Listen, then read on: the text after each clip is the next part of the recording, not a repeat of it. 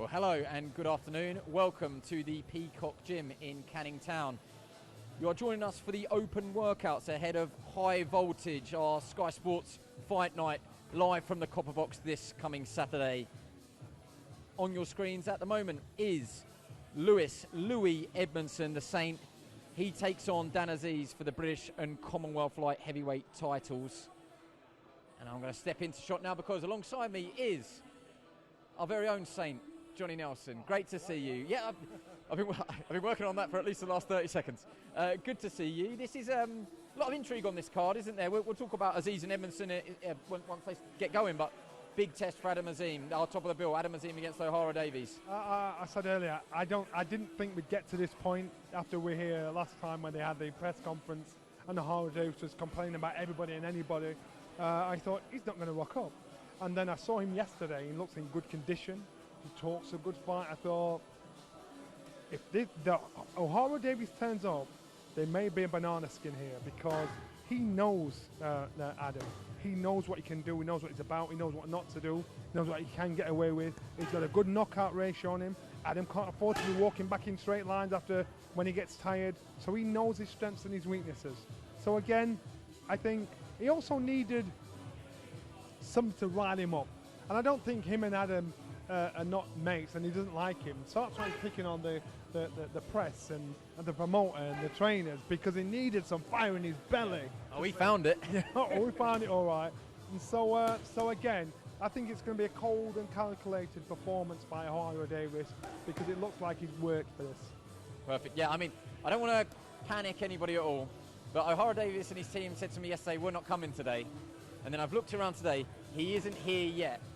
So Ohara, but he also said yesterday that he would rather be at home sleeping, playing Call of Duty, or playing FIFA. So if anyone's online at the moment, and they've got Ohara Davies gamer tag, see if he's online playing, because he isn't here at the moment. That doesn't mean that he's not going to turn up, but I've got my suspicions that we may not see two tanks Ohara Davies today. Now I'm going to step out the way, because that is Louis Edmondson in the blue, with trainer Jacob McMillan. So they have been able to get the British and Commonwealth titles on the line for this one. Dan Azeez needs a win. His 2024 so far is a loss to Joshua Buatsi, okay, at a very, very good level, and a draw to Havoya Set at Selhurst Park. Now, Louis Edmondson has been under the radar, chomping at the bit, desperate to get a fight. He's had terrible illness, terrible injury, large periods of inactivity. But he has got, crucially, a win over Dan Azeez in the amateurs. Now, we have done some of Louis' fights. I think he would agree, in patches, very, very impressive. But he has been one of those that struggle for momentum. And if you don't have momentum, it is very difficult to produce your best work under the Fight Night lights. Looking at both fighters, they both look like they've worked for this. I saw Dan Azeez in the hotel, looked in brilliant condition. You look at Louis, big smile on his face, relaxed and happy. He's got a bounce in his step. Now let's go back a year and a half. Dan Azeez was the guy that was on everybody's lips. He was like the talk of the town. And so people seem to have forgotten about the successes he's had and what he's achieved. He's had a run of bad luck. And so now, can Dan pull that back? I believe he can. I believe that he's got that in him. But Louis Edmondson also knows he's got a big shout here. And so therefore, he's got to think to himself, I've got to grab this with both hands. I think it's going to be no mistakes on Saturday night. I think Louis is going to, the ability he's got to show us, and Dan knows he's been there before and thinks he can get there again. And I wouldn't write him off from doing that. So again, let's not forget, where Dan climbed to. He just came up against an outstanding fight in Joshua Buatsi, and his last fight out, you know what? He went to the race and he lost. He just, in my opinion, because he undermotivated, and these things happen to fighters. Yeah, but you won't get a bigger motivation probably than to become a two-time British champion. Not many have done it, to be honest. For Louis Edmondson, this is his first major title fight. He is in there against someone that's been there, seen it and done it. So I think we kind of gloss over the fact that Dan Azeez is British, Commonwealth, European, away from home, and fringe world level with Joshua Buatsi, who obviously has now got that interim title. I just spoke to both fighters outside. I said to Dan Azeez, is the game plan to try and get Louis into the second half of the fight, try and get him into the deeper waters, because Dan traditionally is a bit like a transit van. 0 to 60, it takes his time to get there, but once he's up there, You know, and he won't like me saying that either. You could have said a steam train, perhaps. He's a bit like a steam train. Once he gets going, he's great, but he took time against Sepp to get going. Maybe you can't afford to do that in the shorter form, but over 12 rounds, maybe the second half of the fight is Dan Aziz's meat and drink. Our sport can be so cruel, and I'm quite sure Dan probably feels a bit hurt by what he thinks is a loss of love and profile, because he's tasted that success, he's tasted that profile. Now that matures a fighter. Now that's not the physical side of it; it's the mental side of it maturing a fighter. So he needs to come in with a bit of a chip on his shoulder. He needs to come in a bit bitter, because it makes him fight that a little bit better, makes him fight that a little bit more. With Louis here, Louis thinks this is my chance. You know, I'm going to grab this with both hands. I've trained hard, I've worked hard, and you can look at him. He looks in great condition. We'll get the move working. I just got pirouetted there by a large cameraman. Yeah, I think we'll bring him in if he's coming. Louis, pretend we haven't just spoke outside. No. My God! No, I'm not coming here. I can't let you get close. Yeah, I know. He saw the tash and he felt threatened. That's what it was. No, forget that we've spoken outside only 2 minutes ago in an interview that we're going to be using on the night. Just a little chance for us to see you hitting the pads with Jacob McMillan. What do you have to do to beat Dan Aziz on Saturday? He is a pedigree fighter. You know, he's been at European level. I've got to be me. If I bring the best me, nobody can beat me. So as long as I'm me and I'm the best version of myself, that's all I need to do. The best Louis Edmondson beats the best Dan Aziz. 100% every day of the week. What about your fan base? So we know you shift some tickets. Yeah, I would have thought you got some out the door for this one. A little bit of added pressure, or you kind of like that?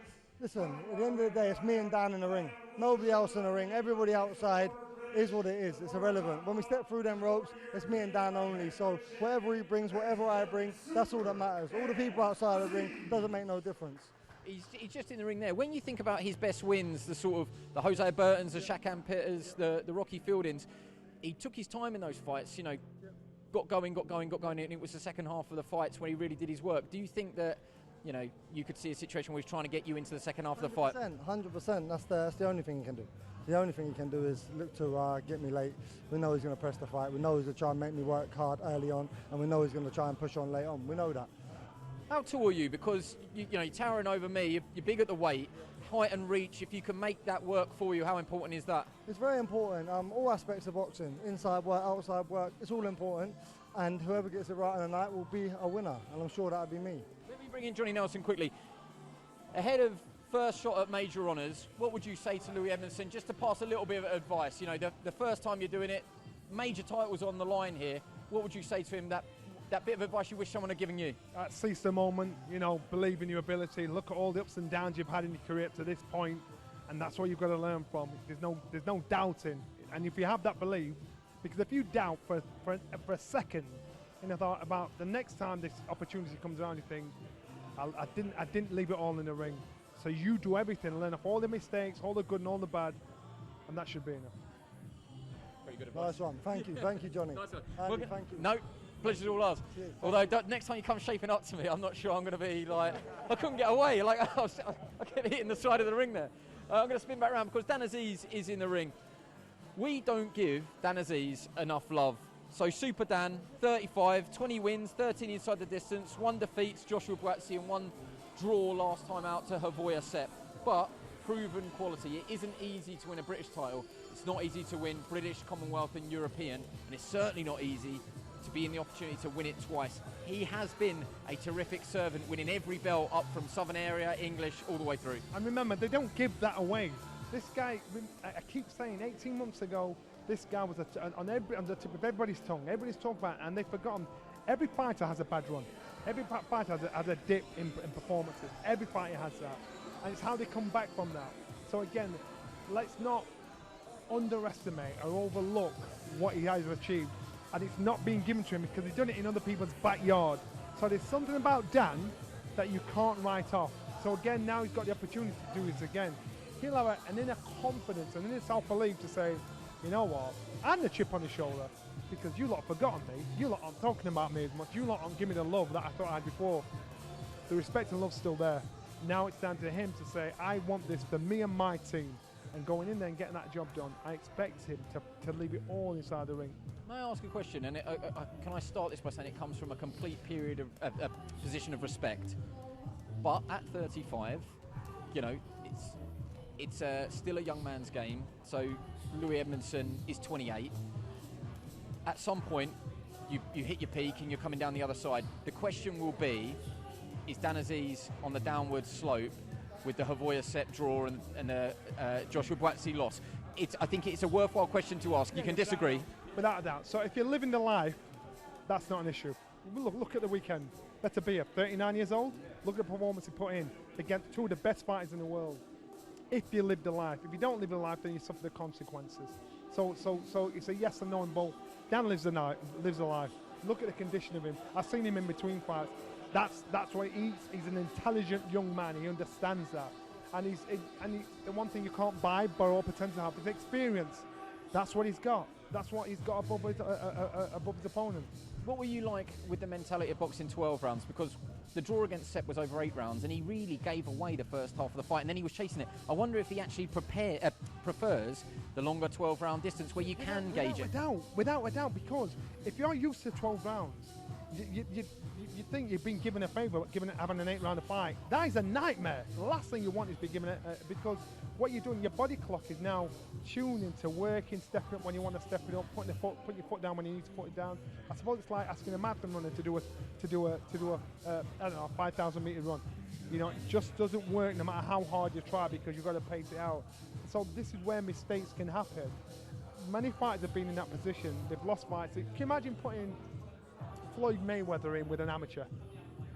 The amateur would probably beat him because he's got pace on him. Over 3 rounds. Yeah. Over 3 rounds. It beat him because he's got pace on him. He's used to that. So once you've been to the top and you now establish yourself as a 12-round fighter, it's very hard to put on a best performance on anything less.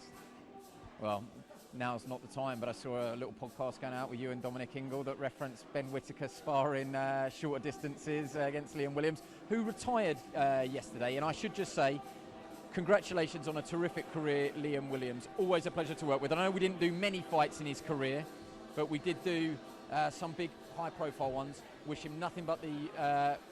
we're getting moved out of the way. Nothing but the best in retirement. And I texted him earlier, he still holds the record for the most amount of swear words on the Toe to Toe podcast. Such a nice guy. I know. So let's just pause for a second because Louis Edmondson and Dan Azeez are going to be interviewed in centre ring by Savage Dan, and then they're going to go head to head. This fight is now confirmed for the British title. Dan, you held this title already. Louis, I'm going to come to you first. You've been waiting for the opportunities. You said you wanted a real fight. Yep. It doesn't get much tougher than Dan. Yep. How do you feel and how excited are you for the opportunity? I'm very excited. As you said, I've been waiting for a long time for an opportunity, and I finally got one. So yeah, I'm thankful to my team and Boxer on Sky. Thank you. You have a win over Dan in the amateurs. Yep. It is a different Dan. I think by his own admission, you've always said you were a rubbish amateur, and everybody beat you as an amateur, apparently. But don't take credit away from him. He was a good amateur, so... Is it a different Dan Azeez? 100%. Of course it is. It's about 10 years ago or so. It's a different sport, so that's nothing. That doesn't mean nothing.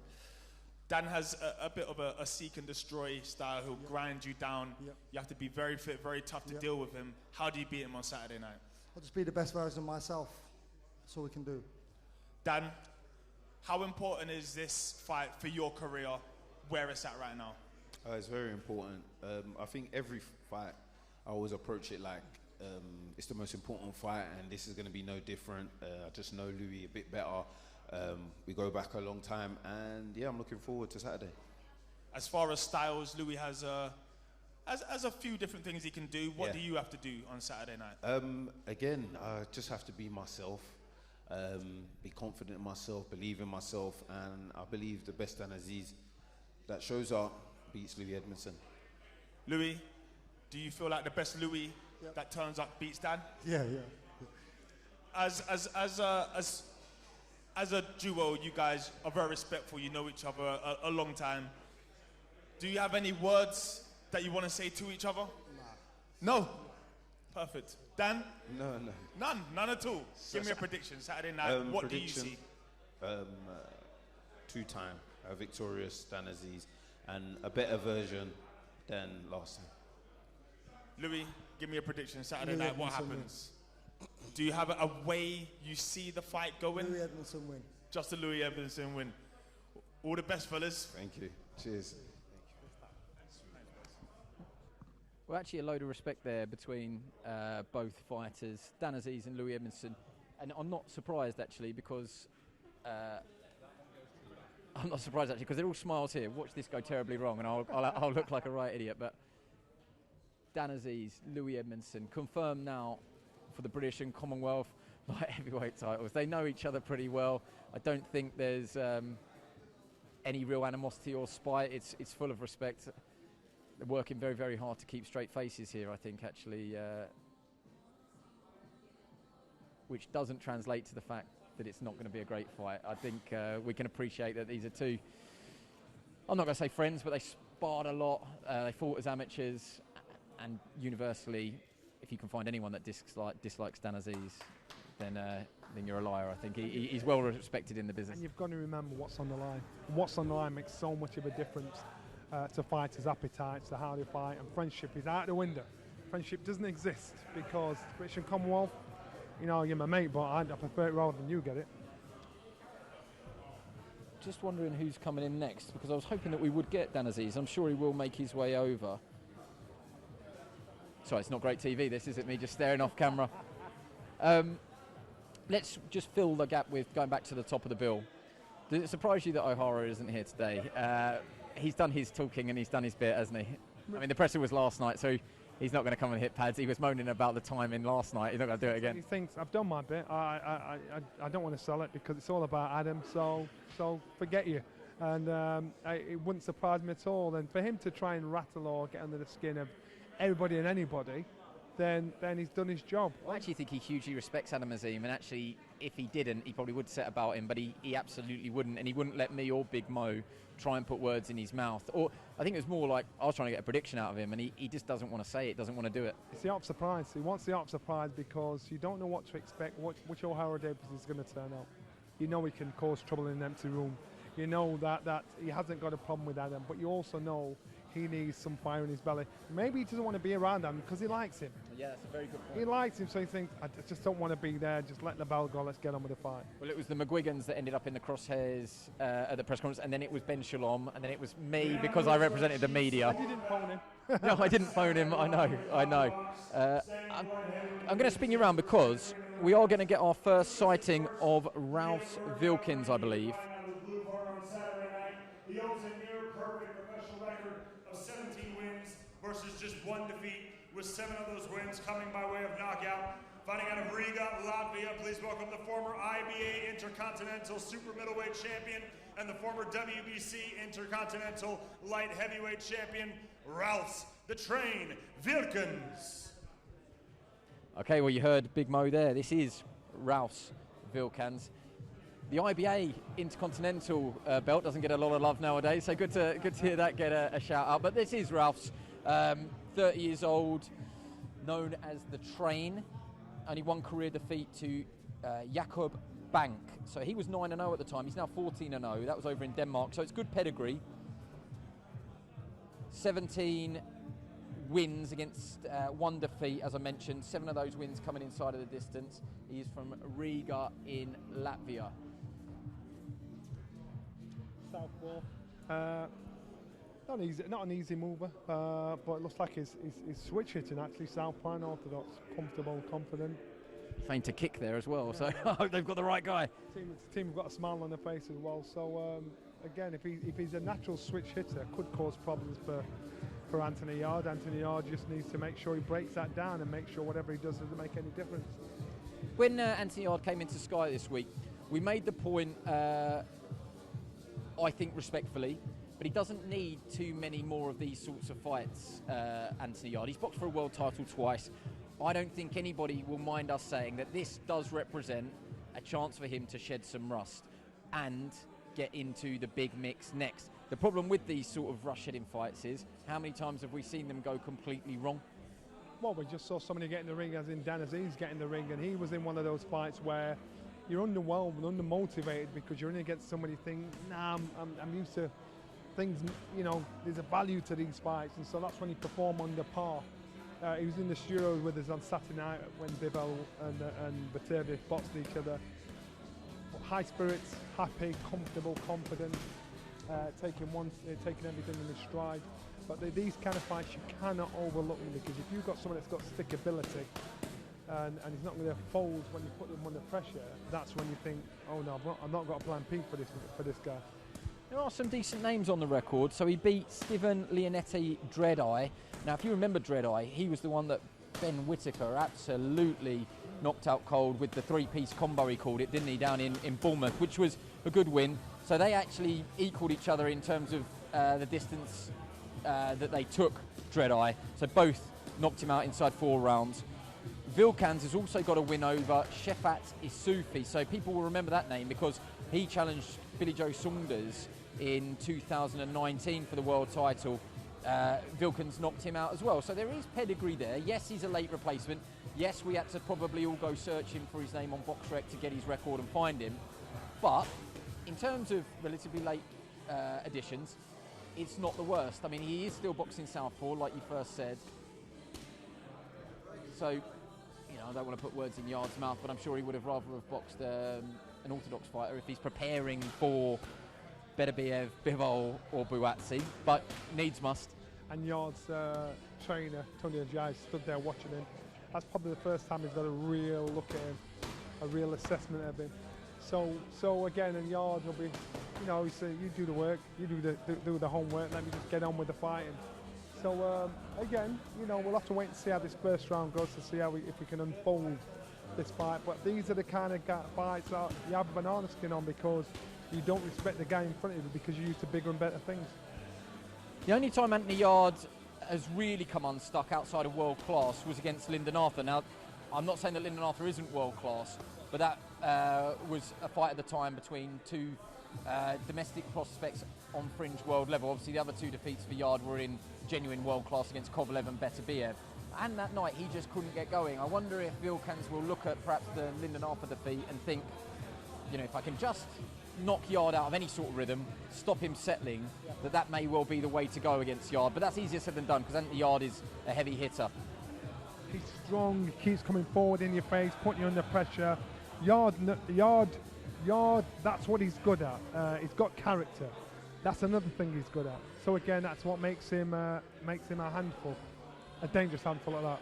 Now, we've got a very welcome guest. Sam Hickey comes and joins us. Yeah, I'm doing really well. Now, you're interesting to us because, obviously, first fight under the Boxer banner, first fight on Sky Sports, but it's your professional debut. So everybody's been stopping me, particularly Andy from IFL, who said, oh, you've got to watch Sam Hickey, you've got to watch Sam Hickey. So tell us a little bit about yourself. Professional debut, but come from a very good amateur stock, very good pedigree. Yeah, obviously it was on GB setup, boxing Scotland, boxing all over the world. Won the Commonwealth Games in 2022 and 4-time European medalist, so I think it's time to turn over to the pro ranks and go to the top one there, yeah, so it's exciting. And you were one of those that don't follow the amateur game. The weight categories shifted and there were some people that were left in no man's land, and you were one of them, is that right? Yeah, 100%. I was like in a good position going towards Paris Olympics, and then the weights got shifted around and some people moved up, some people moved down, and I was too big to move down, so I decided to move up. And you know, when you've only got 12 months, it's not a long time to kind of transition into the weight and stuff like that. And it just didn't work out the way I wanted it to. But I was always going to try it, because if you turn pro after winning the Commonwealth Games and you watch the Olympics and you're like, oh, I could have maybe done that.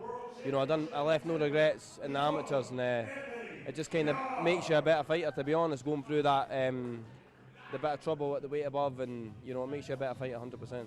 It's the earliest of early days, but what should we be looking out for? Do you think that your style that obviously was world class in the amateurs will translate to the pros?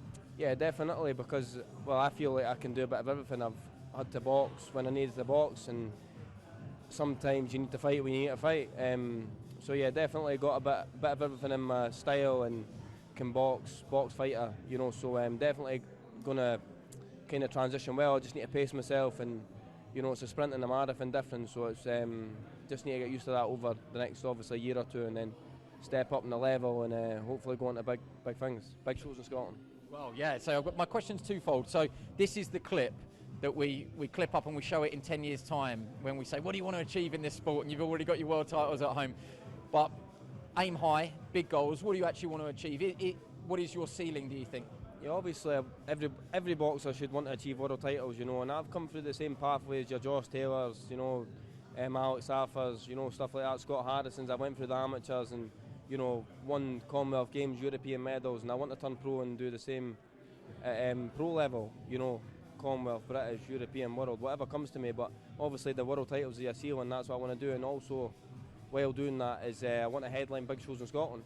I want to bring big shows up in Scotland because Josh has obviously done it, Ricky done it, Alex Arthur done it, so why can't I do it? You know, so definitely I just need the opportunities like these, the backing off a promoter, build me up in England maybe for a few fights and then take me into Scotland, and then it makes the shows more entertaining because people have watched me on the telly down in England. They'll be like, oh, I want to go up and watch them shows, you know. So that's the main thing, you know, putting Scotland on the map. And there's plenty of fighters coming through in Scotland just now, so definitely a lot of room for everybody. I'm going to say this as an Englishman to a Scotsman. Doing those Josh Taylor fights up there, that crowd is undefeated, a brilliant crowd. If you can get them behind you, the Tartan Army and backing Sam Hickey, then I wish you all the best because it's some atmosphere, it'll be some event, and God, if you got them behind you, you don't need anything else. 100%. You need the whole country behind you, you know, and that's very important. You need your city, your country, all the boxing fans, even if they're not boxing fans, still come to watch you. That's the main thing. So yeah, hopefully we can achieve that. Just need the backing. Well, enjoy it, mate. Really enjoy it because you only get one pro debut and it's the start of an exciting journey. Thank you very much for coming to talk to us. Lovely to see you. Brilliant. Okay, so let's get in. This is the better Biev. The better Biev. Can he do it? He's been doing it for the past half an hour. I'm absolutely petrified that he was going to do himself an injury there, but he's obviously good enough to do it. And I just want to turn you, just be careful. And I just want to turn you, if you can, slide to that left-hand corner. Look at this for a double act. Tunde Ajayi, who we desperately need to talk to later because he's got so much knowledge on this fight card. You know, I've mentioned it already. He worked with Adam Azim and Ohara Davies, who now fight each other. But he's also been in there with Anthony Yarde, and they were all in the gym at the same time. And on his shoulder, if you don't know, now you do, James Cook, MBE, one of the best men in British boxing, and a wise, I say it quietly, wise old head, although he won't agree with that, a wise head added to that corner setup. One of the good guys in boxing as well. I've known James since he boxed, I think it was Harold Graham actually, back in the day.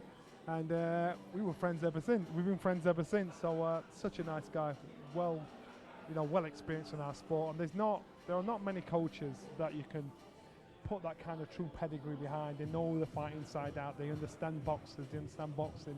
It's not the old Chris Eubank line. You know, most of the trainers now are PE teachers.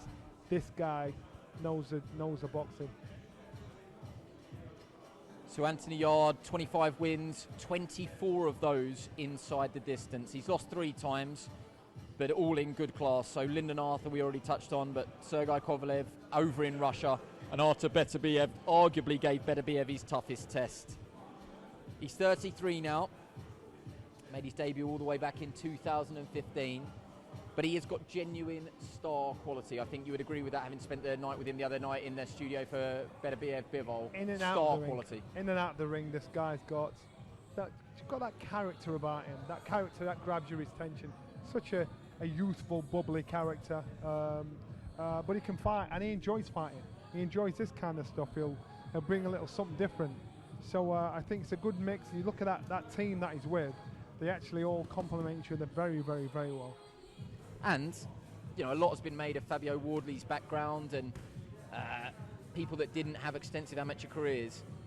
It almost always gets overlooked that Anthony Yarde only had 12 amateur fights. So to go on and do what he's done so far in his career has been mightily impressive. And underrated. It's underrated what he's done. People don't give the respect it deserves.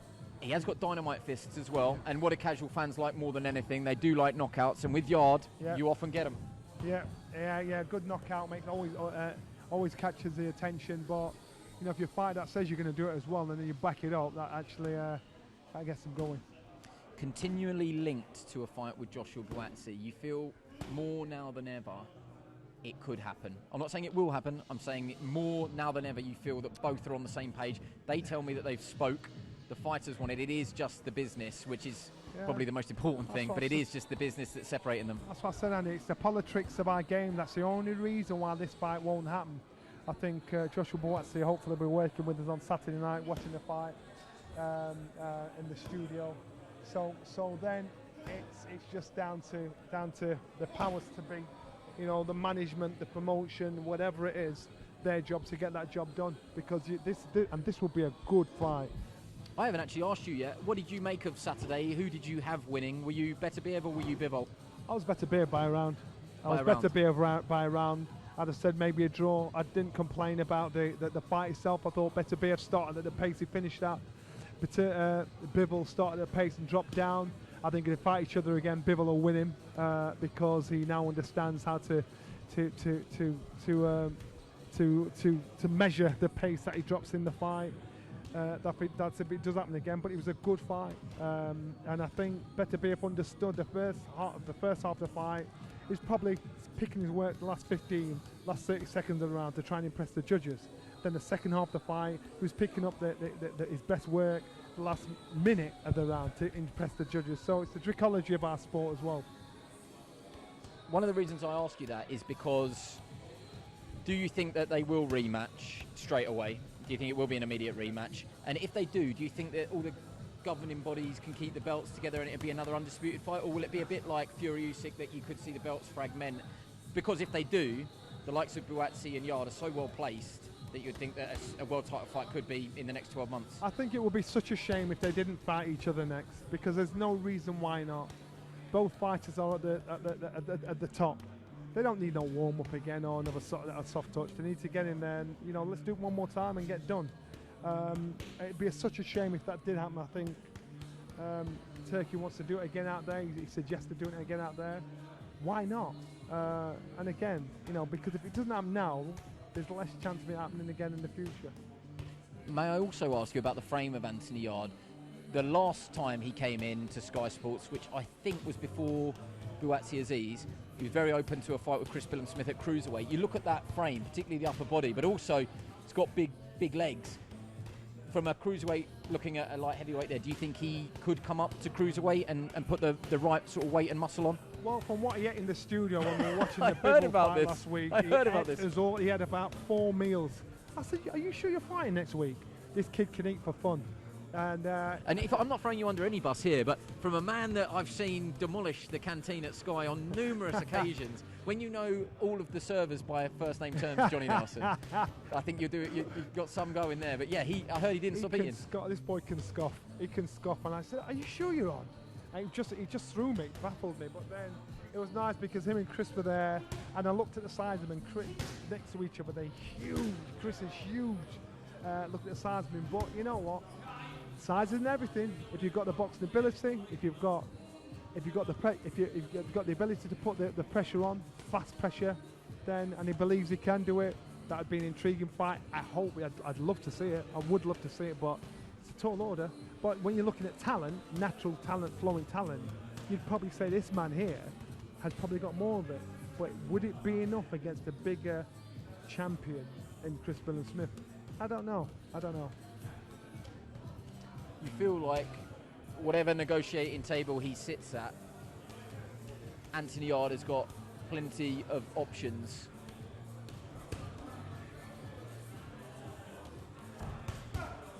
So Anthony Yarde takes on Rouse Vilcans from Latvia, and the horizon holds some pretty tantalising fights, but he must win. He must continue to win if those fights are going to get made.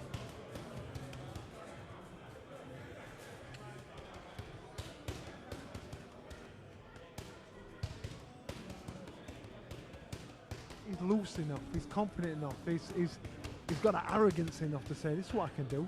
I'm enjoying this is fun, I don't have to do this. He'd probably do this even if, let's just get in the garage and get on with it. This is the kid that really, really enjoys what he's doing. And it is a very camera-friendly pad routine. You know, every time they do it, I don't want to get in trouble with Tunde Ajayi, but there are elements of the Mayweather style. I think he's added many aspects and layers of his own workouts there, but certainly they're very easy on the eye. I remember seeing Tunde on the pads with Adam Azim, and it looked brilliant even then. So he's a really good pad man. He makes you think on the job, makes you use variations, makes your brain work left to right. So he knows what he's doing.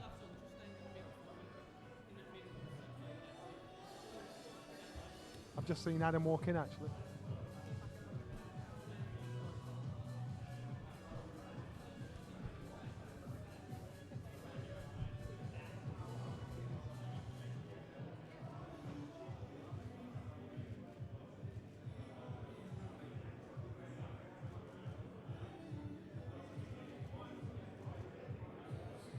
We are actually in the gym where it all began, the Peacock Gym in Canning Town. We're actually in a different room. They are undergoing some pretty big renovations. I'm just going to move out the way because Ralphs is going to make his way into the ring, and we are going to have a brief interview and a head-to-head between the two.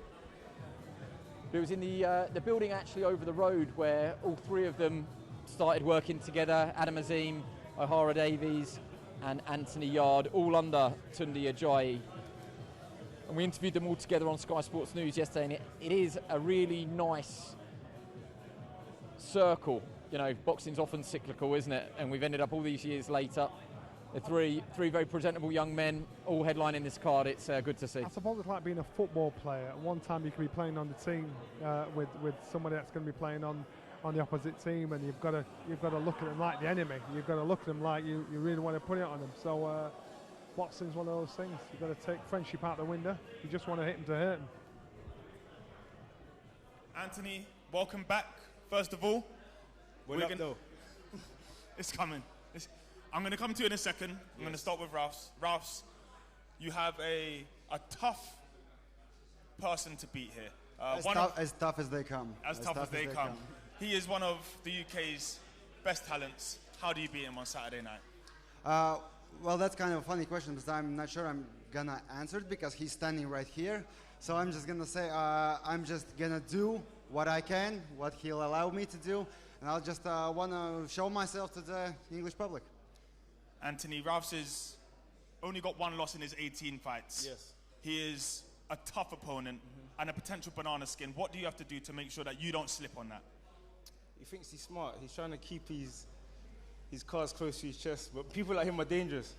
So I want to stay focused, stay sharp. We'll put on a good show for the fans tomorrow. If the copper box belonged to a boxer, it would be you. That is home turf for you. That is home. East London. How happy are you to be making your return in your home arena? It's always a pleasure. It's where I was born and bred. It's where I grew up. East London, Stratford. So I was born in Hackney, and literally copper box is basically E20 now, so they changed it up. And then Stratford. Yeah, Stratford and Hackney is close to home, so I love that venue. Ralphs, you've not given much away, I don't think. I'm going to try and phrase the question a little bit differently. Yeah. This is going to be an Anthony Yarde welcome home party. Yeah. How do you ruin the party? By calling the police, of course. But this time, how to say it? I really don't want to sound cocky or anything like that, because I'm just truly grateful to have this opportunity to fight someone like Anthony, because opportunities like this don't come very often. I had a fight scheduled this Saturday anyways, but there was like a big chance that the opponent's gonna back off, and we had the opportunity to fight Anthony. So yeah, we just thought about it and took it. What does that say about his mentality, the fact that he took an Anthony Yarde fight at short notice? Well, as he just said, it's not really short notice because he was preparing to fight this Saturday anyway. So again, I don't overlook nobody. I'm definitely not overlooking him. You've been at the top of the mountain before. You've fought big, feared light heavyweights. I'm feared too. Of course you are. I'm scared. We saw you picked up something here from Better BF. Yeah, that hunting is serious. Douche. Yeah, no, it was a bit of banter, but because you know what? I forgot his name. Yeah, me and the guy from Sky, we were saying that it's like you can't do it. So I said, cool, I'm going to do it today. obviously Saturday night is what's most important, but looking past that, potentially you have the opportunity to fight any and everybody. Yes. Everybody would welcome that Anthony Yarde fight. You sure? Do you disagree? I disagree heavily. Why do you disagree? I just disagree. I just disagree. That's all. You think people maybe don't want to fight you? It's just my opinion.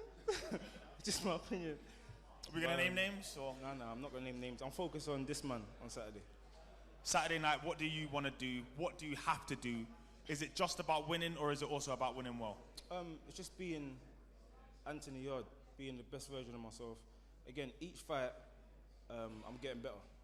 So I don't see this as a practicing match. He's a man that's ready to fight. He had a good win in his last fight. And again, he's tough. He's ranked top 15 in WBA. At this stage in my career, I don't overlook nobody. It's lions in the camp.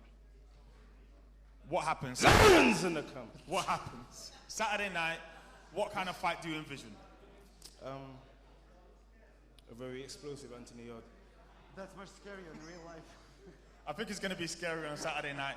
Ralphs, what happens on Saturday night? A good show from both of us. Looking forward to it. Good luck, both of you. Yes, yes.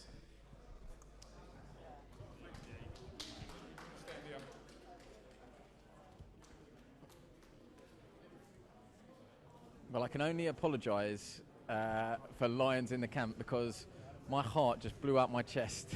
I was not expecting that, and I don't think anybody was expecting that. Our poor sound man at the back of the arena, his head's fallen off with that. So that's an early knockout of the week for Anthony Yarde. This is Yarde versus Vilcans, part of our high voltage fight night live this coming Saturday from the Copper Box. These two square off in a light heavyweight contest, 7 o'clock. Sky Sports Plus, main event, 8 o'clock. Come on in, Anthony Yarde and Tunde Ajayi. I'm just going to let Ralph make his way through. Thank you. Okay. And Tunde Ajayi as well.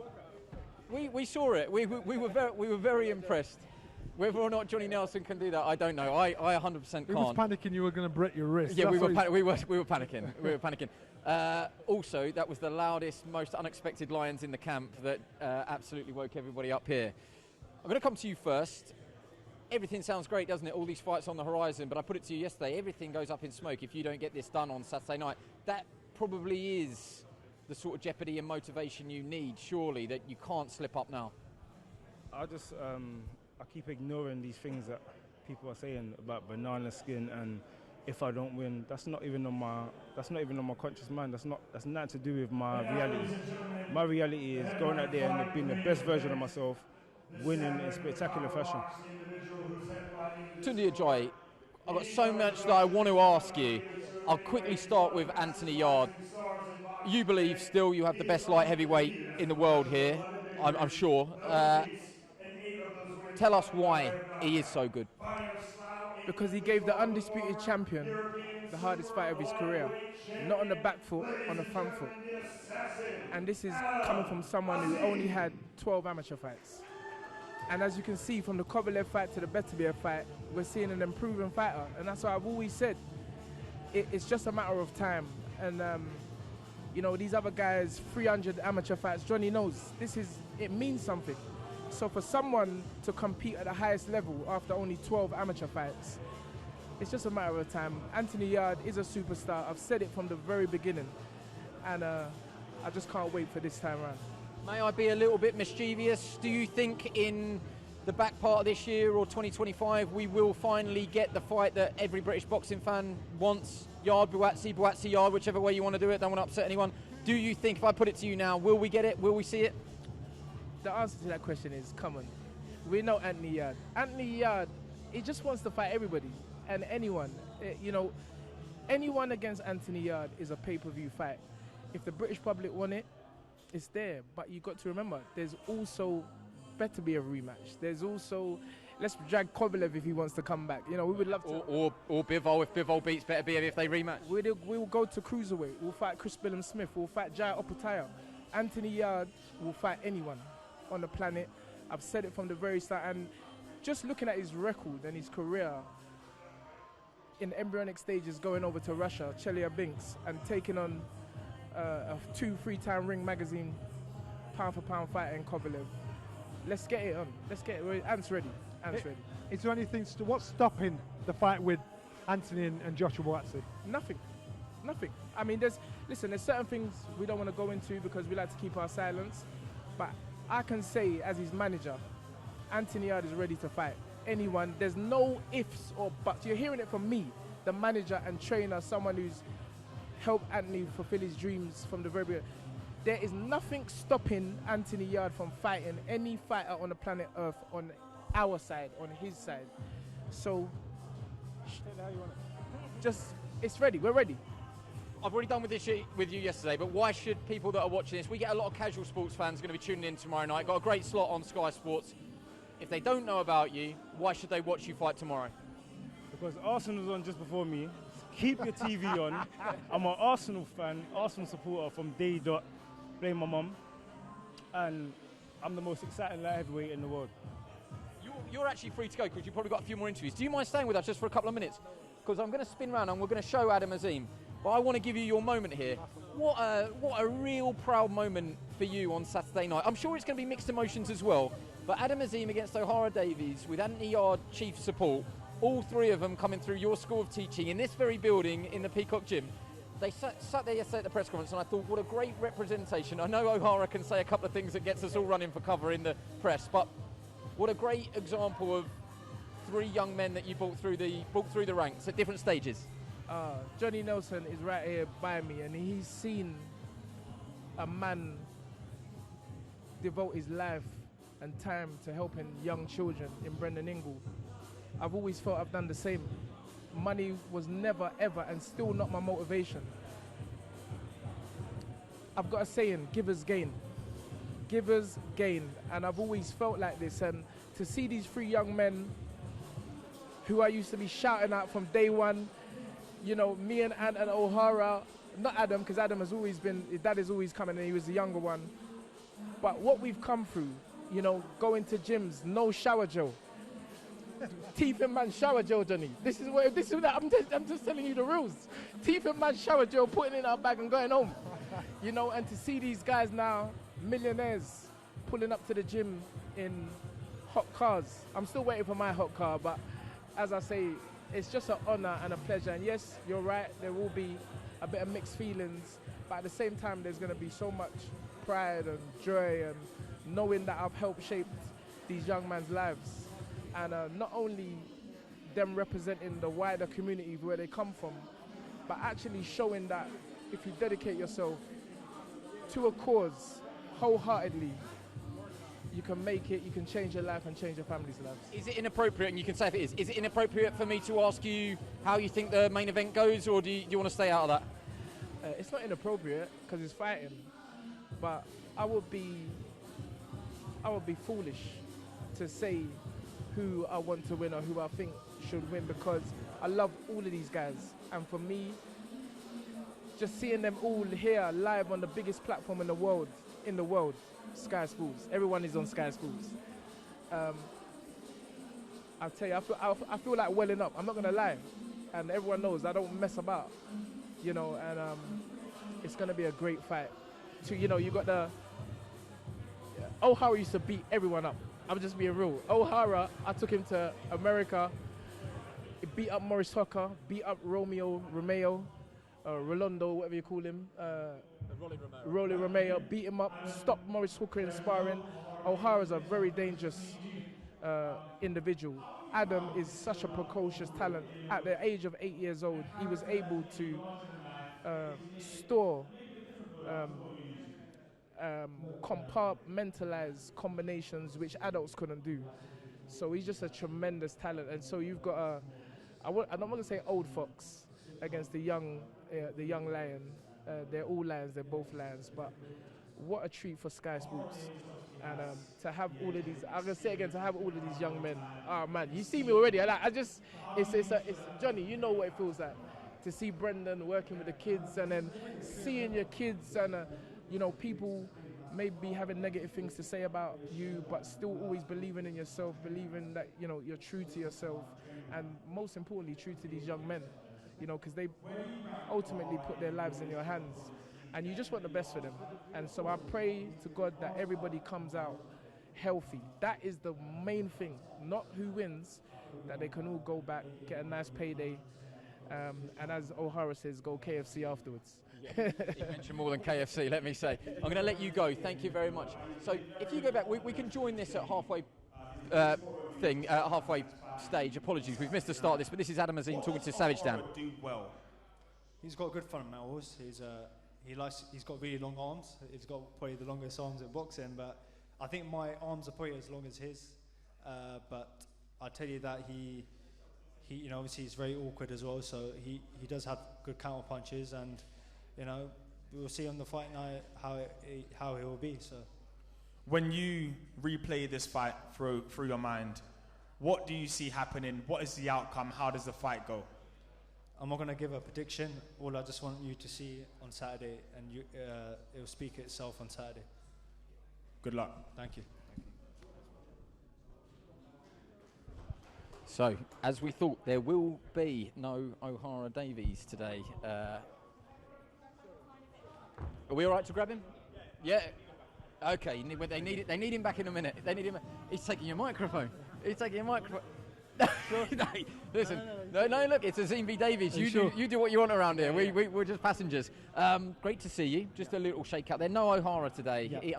He did say he was going to stay at home and play FIFA, so we shouldn't be too surprised, should we? Do you know what? To be honest, Ohara he can do what he likes, and that's what his character is. So obviously, I think he initially said, like, look, the evening timing is a bit too much, and he wants to make his weight. So I've literally just come under my shadow, and after this, go chill out, relax, and obviously do what I have to do. You're big at this weight. How are you doing? Quite well, actually. Thank you. Yeah. Really well. So it's not really a struggle for me. So I've been staying at super lightweight for a while. Brilliant. I mean, how much comfortably are you happy saying? So you and Ohara, everybody knows the story by now. There is no bad blood at all between the two of you. But I do think we can ask the questions to you that Ohara didn't want to answer. What are his dangers? What have you got to look out for? What do you do well that you think will make the difference? I just got to listen to my trainer, stick to my game plan, and that's it. That's all I have to really do. I can't really do much after that, because initially I know what to do, and that's me just fighting. I'm not going to say like wary of the power, because pretty much everyone can punch. You know, you've always got to be wary of the power. But it does represent the first genuine knockout artist that you've faced. Yeah. And everyone keeps saying, well, let's see what happens when Adam Azim gets clipped on the chin, etc., etc. Is it a different mindset at all, knowing that you're preparing for the biggest puncher of your career? Of course, I'm preparing for the biggest puncher of my career. He is a big concussive puncher, but the aim of the game is not to get hit. I want to be going back in that corner. I want to be sitting down, and the Shane asks me the question, how's his punch power like? I'll be like, I've not been hit yet. That's the game plan in my head right now. So I've just got to sit down, not get hit. If I do get hit, you can't really teach anything about that, because it's whether you can take it or not. I know I've come from the high mountains of Kashmir, so I know that I'm a warrior in my family, so yeah. What about your offensive tactics? I mean, what have you taken from Paulson and Frank Petitjean at European level that you think worked well, that you still need to work on, that you perhaps want to show us in this fight? I'm completely different to what I was then. You guys will see on Saturday night. Okay, so... I'm not looking back at those two performances. Good performances, but I know I could have done better, but I'm different. I'm a different beast now. Potential-wise, how much do you think is still to come? How much have we seen of Adam Azim in terms of the final? About 40%. About 40%? There's still a lot more to come. I'm still young, I'm still learning, and I'm just looking forward to the fight. Perfect. Okay, well, I'm going to let you go, because I don't need to keep you any longer. I'm going to get you to give the microphone back to Johnny Nelson. Thank you. Before Johnny beats me up. No, not at all. He'll take you the distance. He'll stay at range. Good to see you, Adam. Look after yourself. Thank you very much. Hey, Shane, come on in. Shane McGuigan, come and join us over here. Now, surely someone's going to answer some questions here. Nobody wants to answer any questions at all. What does Adam Azim do well? That's right. Sorry. No, it's good. What does Adam Azim do well that he can implement in this fight that perhaps could make the difference against Ohara? He jabs well. He's got very good timing on his jab and his speed. So Ohara's got really good timing. He's got got long arms, and he's awkward. But you can't get that far without good timing. His punching power, yes, of course, he's a good puncher, but it's his timing that's allowing him to get that off. And he punches with people a lot. So we've got to be smart in there. And I think we've done a lot of film study and figured out where he goes right and wrong. This is the second time I've got someone to prepare for Ohara Davies, so I've studied him a lot. Tactically, it's going to be a different fight from what we implemented with Josh Taylor, but I think it's going to be equally as devastating. I'm not blowing smoke here, but Team McGuigan, you seem to know when to make the jump, when to take the right fights at the right time. I think there are a number of people in the industry, I'm not pointing directly at Johnny, but a lot of people have that raised eyebrow saying, is this the right fight for Adam Azim at the right time? Because it does represent big danger. We know what his pedigree is. So why now? Because I think at this, you have to overcome these hurdles to get to where he wants to be. He doesn't just want to be, it's an everyday guy, and in terms of he doesn't want to just be like one of these guys that takes an easy road to get to a world title and sort of nicks it when it's a vacant title. He wants to set his sights on people like Devin Haney and Ryan Garcia and all of the big fighters like Tank Davies. That's where his mentality is, and you've got to get past people like Ohara Davies. And you're going to face punches in your career. You're going to face guys that are quick. You're going to face guys that are tricky and awkward. I think the best Adam Azim is when guys actually believe that they can win and they're going to come to beat him. And that's like Johnny knows, and most people know. As soon as you go at such a top level as the amateurs, and you go into turning pro, and then they're in pure survival mode, and you're hitting them, but they're not fully committing. And the first time you get someone actually fights back, that's when you look really good because they're easier to read. And I think this is going to be one of them fights. Like Petr felt his power, felt his speed, and was just sensed his speed. It was like, I'm going to try and take this guy late. Didn't work out for him. Olsen looked for a way out as soon as he went into pure survival mode. Ohara Davies is like, okay, this is our last chance to learn. I've got to world honours. He's been beaten by Catrell, Barroso, and Josh Taylor, all guys that are at a top level. So. We have to go out there and put a statement on it. But at the same time, timing's everything, and I believe Adam's going to beat him. But there's an element of risk to most fights. Do you see what I'm saying? So he wants to be in the next 12 months. He wants to be fighting for world titles, and this is a perfect step up. And I remember I'm going to get the order wrong, but if you think of that time that you had in that period with Josh Taylor, the hard matching, he really benefited from that. The Miguel Vasquez's, Ryan Martin, Postol, sandwiched around the Ohara Davies era. I'm probably getting that order wrong, but he really benefited from that. Do you see similarities with Adam if you do match him quite hard, like calculated risks, high risk, high reward, that he will benefit from that? Yeah, I think at the moment, he's making fights so easy for himself, very one-sided. Fanyan was probably the only guy that took some rounds off him. So, he needs to experience that again. And he was disappointed in that, but actually I think a lot of us reference Fanyan as the best performance of his career to date because he had to adjust. I think Fanyan will probably be a good chance of beating Ohara Davies. But he's a much better schooled, so he's harder to hit clean, but he doesn't have that exciting power. He doesn't have that excelling trait. He's a really good all-rounder. Ohara Davies has that excelling power, got good timing, but he's slow. And also, like most punchers, he's got an air of vulnerability to him. So, it could be a perfect matchup, but also it's a potential banana skin, of course. But do you mind if I bring you in and sort of say, what were your... Yeah, we're talking freely here, but live on television. But talking freely here, you've got your concerns about it. What are your concerns from the Davies side that you're worried about Adam that you can put to shame? I think Davies knows what to expect, what he can get away with and what he can't get away with. He's probably going to try and take advantage of the 60% that's left for the improvement at Adam. And like sometimes when they move back in the straight line, sometimes when you're trying to steady him up, saying, look, don't blow yourself up. I'm quite sure Ohara's going to try and take advantage of those things. But these are the fights where it's that crossover period where things have to be right. You've got to listen to instructions. You've got to work to instructions. Don't move back in a straight line when you're going back to type if you're a bit tired. These little things are what Ohara's going to be looking out for because he knows he's in against the talent. He knows that. He's got the experience.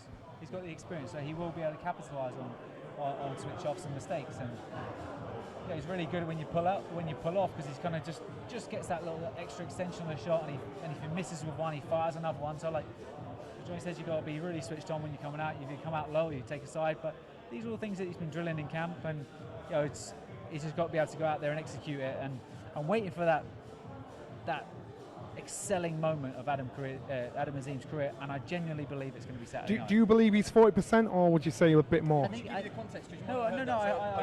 Listen, that's great. Okay, is he going to be throwing a left hook quicker in 4 years' time? Absolutely not. Is he going to be running faster on the track? No. But it's just experience and experience and mindset and belief within yourself, and understanding when to throw and knowing how to manage rounds in a 12-round fight. Those can actually be 50-60%.